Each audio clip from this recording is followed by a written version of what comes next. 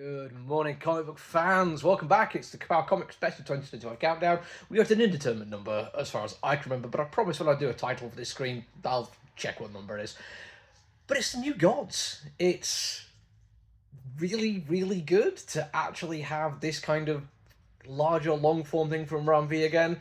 It's really nice to have him working with Evan Cagle again, and there's a whole bunch of reasons why these two work really well together, and what they do individually adds to the whole. We're going to start talking about Evan Cagle, because he is somebody that I hate to say I genuinely didn't know that much about until a year or so ago. I think Dawn Runner, when he worked with Ram V, was that kind of thing that really put him on my radar, and it comes down a lot to the fact that I have my League of Comic Books account set up that I will pull anything that Ram V writes.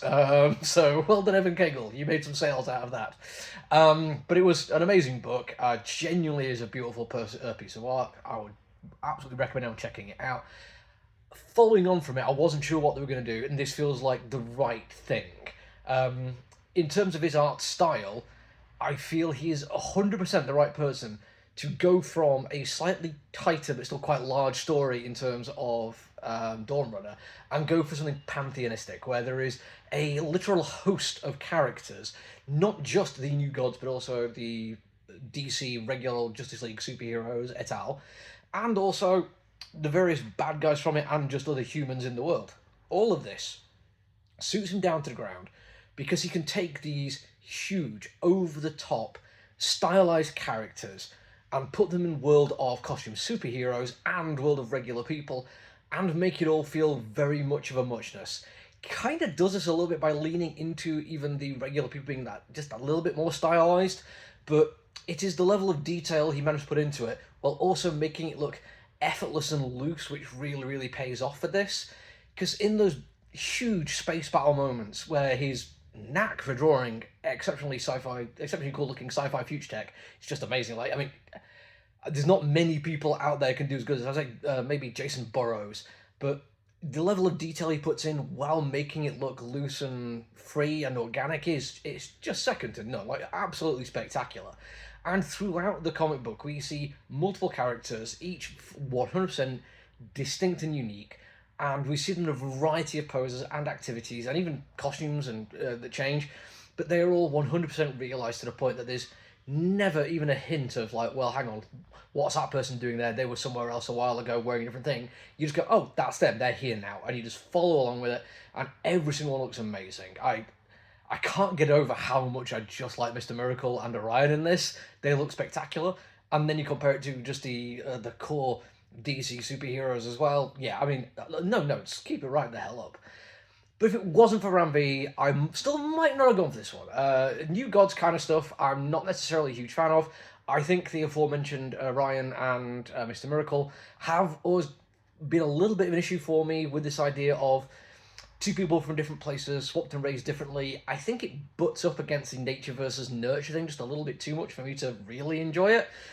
Even some fantastic writers that I've read have still kind of leaned into unusual territory with that. But Ranvi is a guy who can write about moral choices, and he can write about how we approach morals and how we deal with the fallout from them. It's something he's been really spectacular doing since the early stuff of his I've read. I'm thinking Black Mamba and Graffiti's War.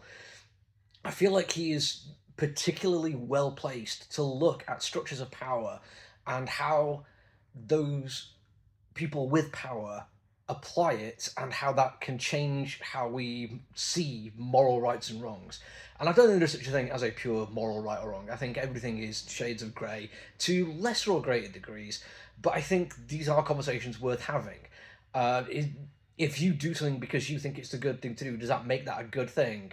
Does that make you a good person because you've done what you think is a good thing? I mean, your opinion is not tainted by something else.